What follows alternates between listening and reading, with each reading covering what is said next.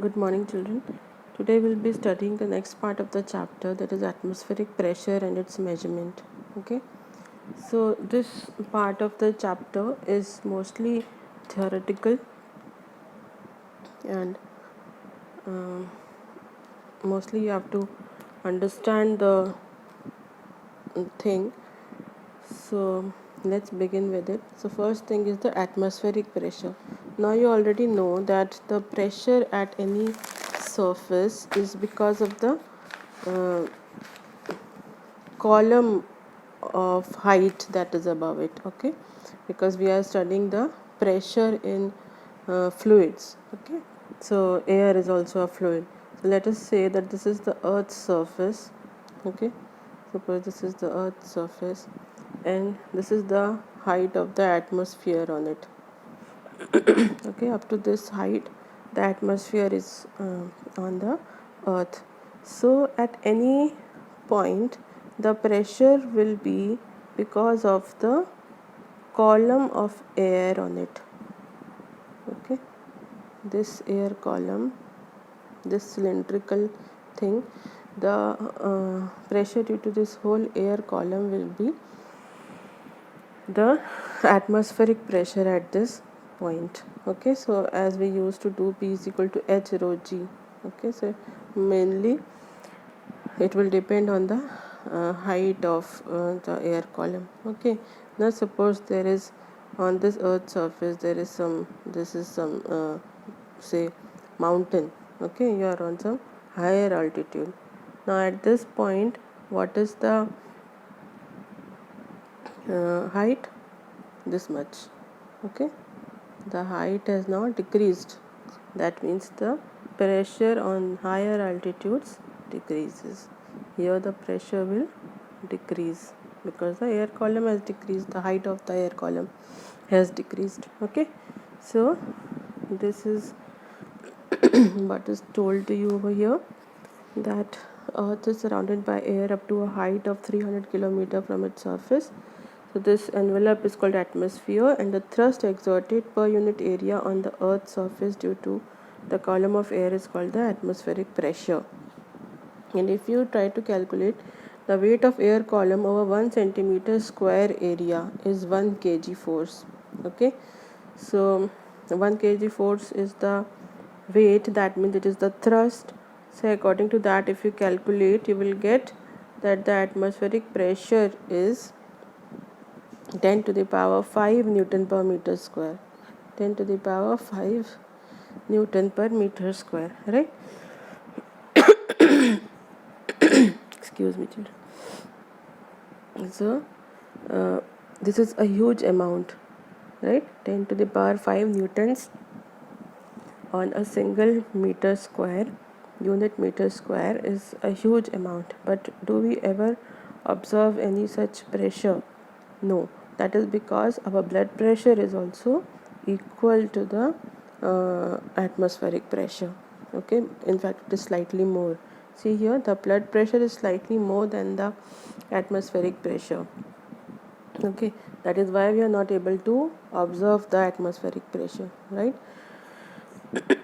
But if we go to some higher altitudes, what happens over there? The pressure decreases, the atmospheric pressure decreases, but the blood pressure is still the same. So what happens? Things flow from higher pressure to lower pressure in order to equalize the pressure. So our nose, etc., they start bleeding. The blood starts coming out in order to maintain the pressure, right? Now there are certain demonstrations of atmospheric pressure. There are certain examples given to you. First, this is one experiment they have done. Okay, so this is a tin can, and they have taken a very small amount of water into it and heated it. Okay, so when you heat it, what happens? The whole water will convert into steam and all the air which was inside it will go out, right? The air which was inside will go out, and the water which was here, that will become steam, and we just cover the lid. that is the cork, some whatever the cork is there to fix into it, we will cover it with that. Okay, now what we do, we put some cold water over it, pour some cold water over it. Then what happens, see, all the steam that was into it, that will condense and become liquid again, and there is no air inside. All the air had escaped out when you were heating. Okay, so there is a lot of air pressure outside, 10 to the power 5 Newton per meter square. What will happen, it will start compressing it. All that will apply pressure from every side, and the can will become T-shaped. Okay, earlier what had happened, the air was inside also, so the pressure of the outer atmosphere balanced the pressure of the inner atmosphere. But here there is no air now, so the outside air is having so much of pressure, it just D-shapes the can. So there are certain consequences of this atmospheric pressure. First is sucking a drink with a straw. So when you are drinking something with a straw, what happens, when you suck initially, what happens, you empty the straw with the air it has. Okay, first of all, when you suck very initially, the air from the straw will go into your mouth, so a vacuum is created into it, and the liquid which was in the glass, that is pushed by the atmospheric pressure. There is the atmospheric pressure is very high over there on its surface, and inside the straw you have sucked out the air, so the pressure is very low over there. So from high pressure to low pressure, things will start enter, and this way you will be able to drink the liquid with the help of the straw. Then next is filling a syringe with a liquid. So in case of syringe, what happens, see, this is the barrel and this is the plunger. When you pull out the plunger initially, what happens, excuse me, see, first of all what you do, you just push the plunger inside and you evacuate it, all the air goes out. Have you seen anyone filling the syringe? First of all, what do? They just bring this thing, hold down the length right here, and then slowly they will push it, they will dip the tip into the liquid, and then they will start pulling the barrel, right? So when all the air was pushed out, now there was very less pressure inside, or so now when you are pulling the barrel away, pulling the plunger away, what is happening, there is no pressure inside, very less pressure, and here the atmospheric pressure is acting, so this liquid will start entering into the barrel of the syringe, right? Same is the case of filling ink in a fountain pen. The same process is done over there also. Then action of rubber suckers.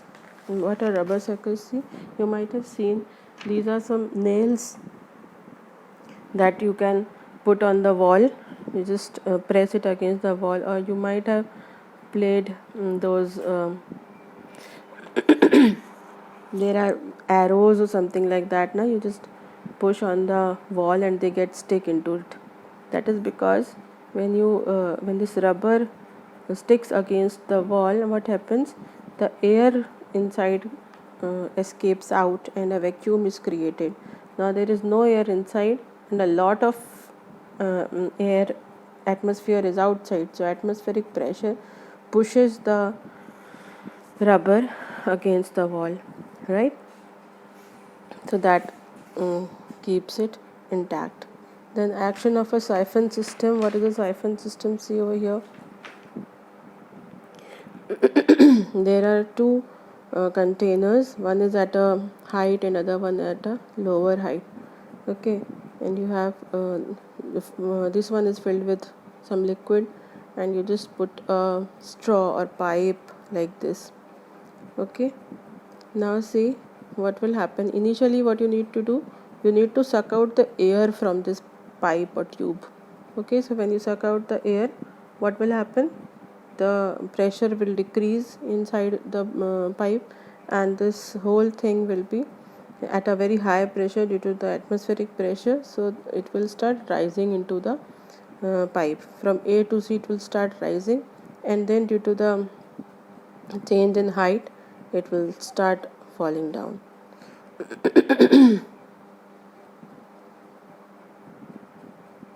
Okay, from a higher level to lower level.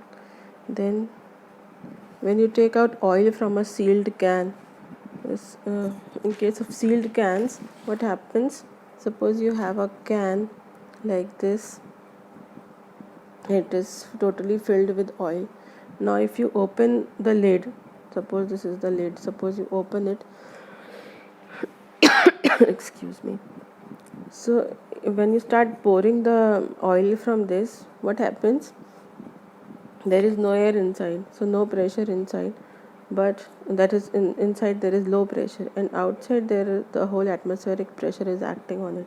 So when you start pouring, it doesn't come out very well, okay, or it will just splash from here and there. So what you do, you just make one more hole over here. So what happened when you pour it now? The air from here will push the liquid out, and it will come out from here when you pour it. Okay, you have to tilt the can in order to pour it. So if you make one more hole, it makes it easier to pour. Now to measure the atmospheric pressure, we have barometers.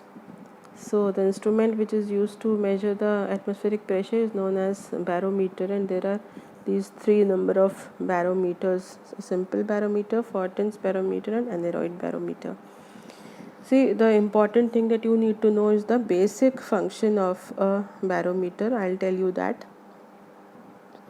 So this one is the main one, simple barometer, and the other two I will just give you a brief of that, and you can just read it from your book.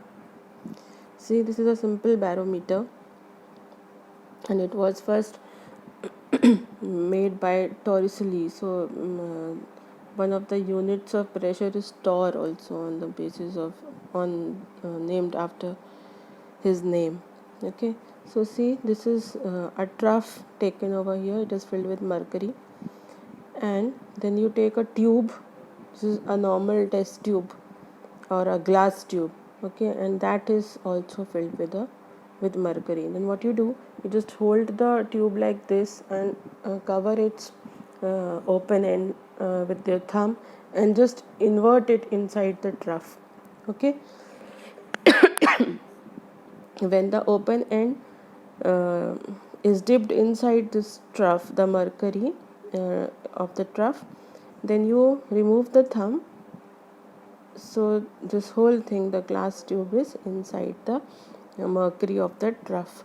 What basically you have to keep in mind is that that no air enters inside this whole system. Okay, means this filled mercury, and the glass tube which was having mercury, no air should enter into it. Okay, now see,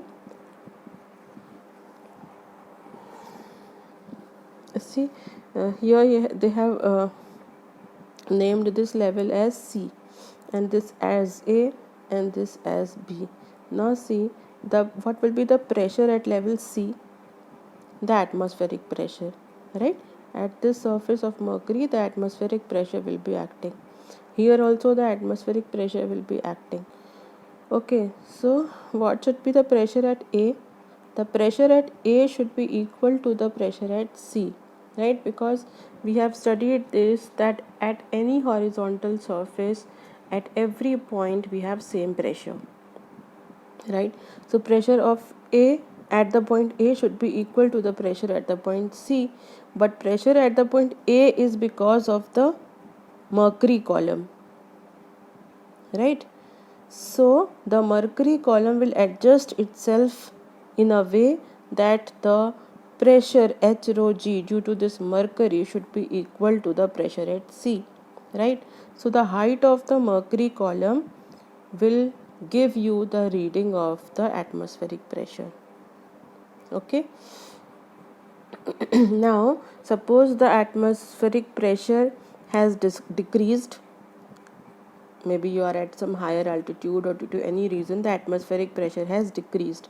That means this height should get lowered, right? So that when h will decrease, the pressure will decrease, right? So this height will lower.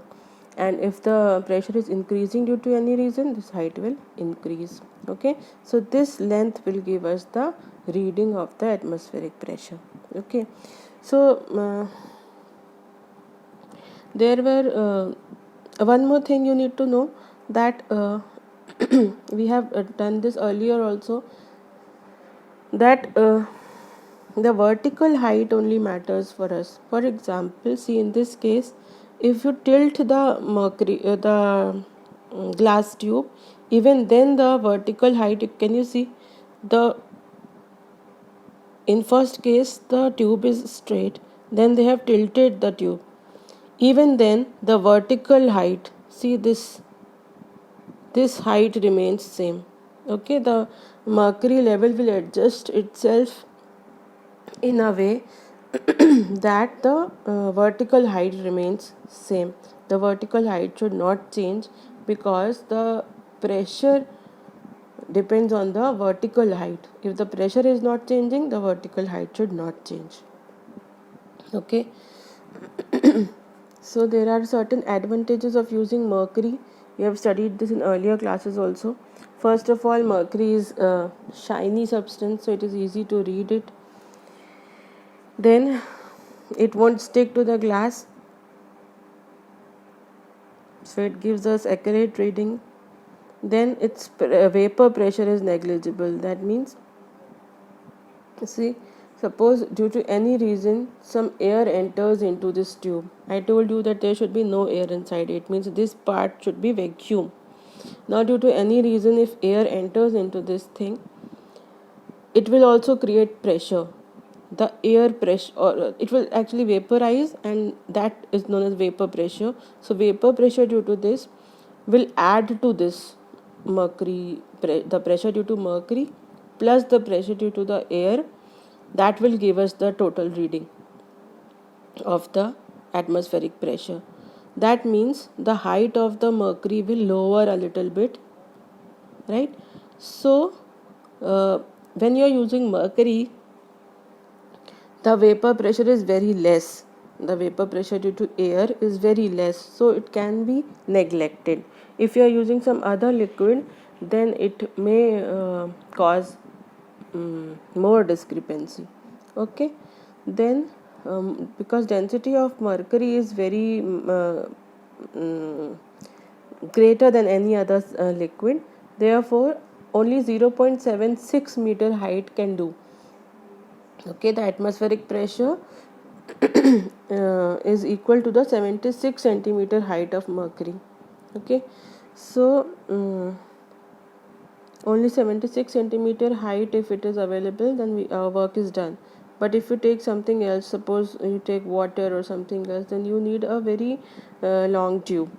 Okay, see here they have given disadvantages of using water as barometric liquid. So if you take water, the density of water is 10 to the power 3 kg per meter cube. So you will be needing 10.4 meter height of water column.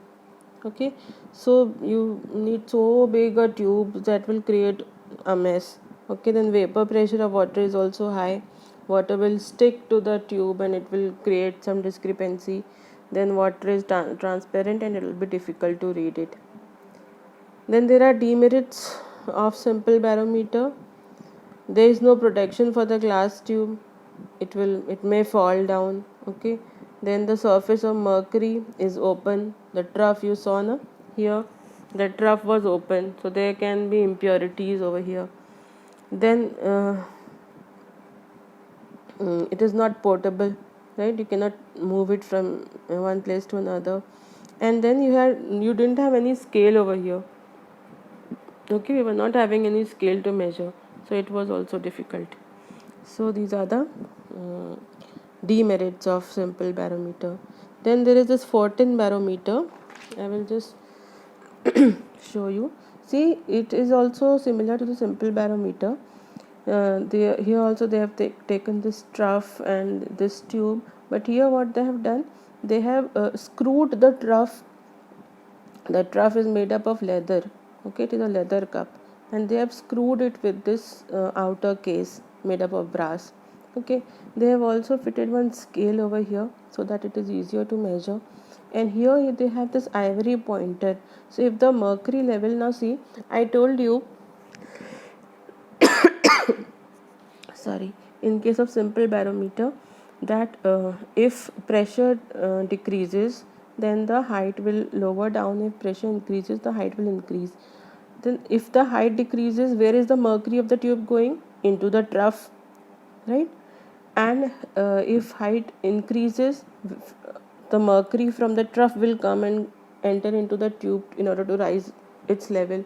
Okay, so the level of mercury in the trough will keep on increasing and decreasing depending on the height of mercury in the tube, right?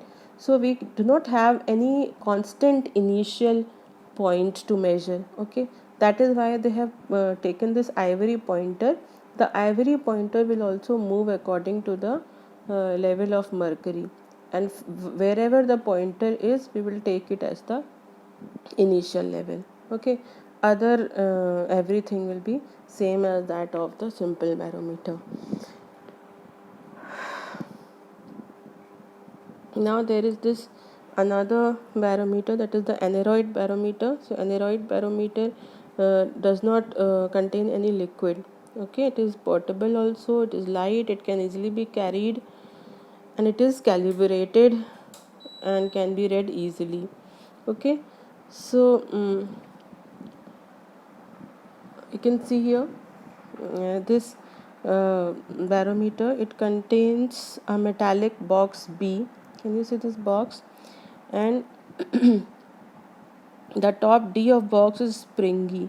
This is the top D, it is springy. That means it can rise. It is something like that of uh, you can say a tabla, like a membrane is tightened over it, no, it is similar like that. It is, this thing is a metallic box, and this surface D is a membrane kind of a structure. Okay, so it can rise up and down like a diaphragm. Okay, and at the middle of diaphragm there is a thin rod L. Can you see this rod L? It is attached to this system. This is called the this is a wheel, and there is this thing also. Both of them are having teeth so that they fix into each other, right? Now when the see how it works. When atmospheric pressure increases, it presses the diaphragm D. When the atmospheric pressure will be high, the diaphragm will be pressed down. Okay, this whole atmospheric pressure will be acting on it like this, no? So the diaphragm will be pushed down, and when it goes down, what will happen? The pointer will move like this, because with this, can you see this flag like structure, right, it will also go down. So what will happen? The wheel will move like this. The wheel will move to the left side, sorry, right side. So the pointer will move like this to the right side. Okay, and it will show that the pressure has increased. When the pressure will decrease, it will rise up. When it will rise up, it will turn the wheel this way, right, and the pointer will move this way towards the left. So this is how it works. So this barometer is used at to measure higher altitudes and all. Okay, to measure atmospheric pressure at a place, we need barometer. So for weather forecasting, and as an altimeter to measure the height. Okay, so mainly this one, the aneroid barometer, is used to measure the as an altimeter to measure the height. That means when you know the pressure, you can calculate at what height we are. Okay, how does the atmospheric pressure vary with altitude? at higher altitudes, I told you earlier also, at higher altitudes the pressure decreases. That means the height of the air column decreases, right? I showed you making a mountain on the paper. Then decrease in density of air, which causes a non-linear decrease in atmospheric pressure. Now see, the atmosphere also contains various layers of air. So at higher altitudes the density of the air decreases. Due to that also the what you say, the atmospheric pressure will decrease. Okay, but the decrease in density is not linear, means we don't know, it may change abruptly. Okay, so the decrease of atmospheric pressure due to height is linear. That means as the height will increase, the pressure will decrease, but the change in density is not fixed. So the change in the atmospheric pressure due to density will not be linear. That means it will not be in a constant pattern. Okay,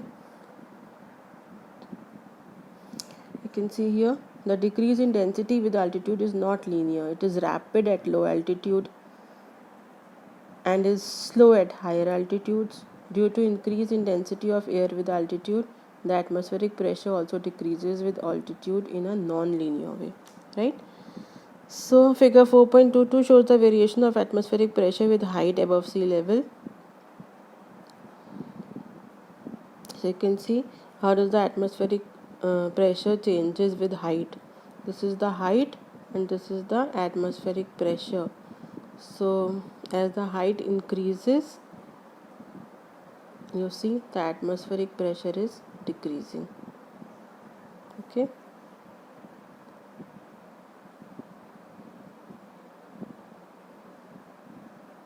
so at high pressure, what are the consequences? I told you at high altitudes the nose starts bleeding because the atmospheric pressure decreases. Also the fountain pens start leaking because the pressure outside the pen has lowered. So the fountain pen filled with ink contains some air at a pressure equal to the atmospheric pressure on the earth's surface, right? When pen is taken to higher altitudes, atmospheric pressure at altitude is low, so the excess pressure inside the rubber tube forces the ink to leak out. Then this is a very general thing, weather forecast by the use of barometer. So you can just go through it, just read it, it is not very important. In altimeter, I have told you the instrument that measures the height is known as the altimeter.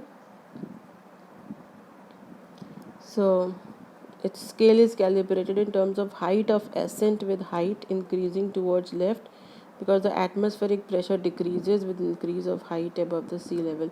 So when atmospheric pressure decreases, that means height is increasing. So accordingly the altimeter is scaled so that the height increases towards left. Normally what we say, see here, the barometer, the pressure is increasing this side. As you go towards the right, the pressure is increasing. So when the pressure is increasing, that means the height is decreasing, right? And if the pressure is decreasing, that means the height is increasing. So in case of altimeter, the scaling is done reverse. If the needle is going this way towards the left, that means the height is increasing. Okay, so you just go through this chapter, read it quietly, and you will surely understand it. It is very easy chapter. The main thing is that the atmospheric pressure, or any pressure you can say, is measured by the column of air or the column of mercury above that point.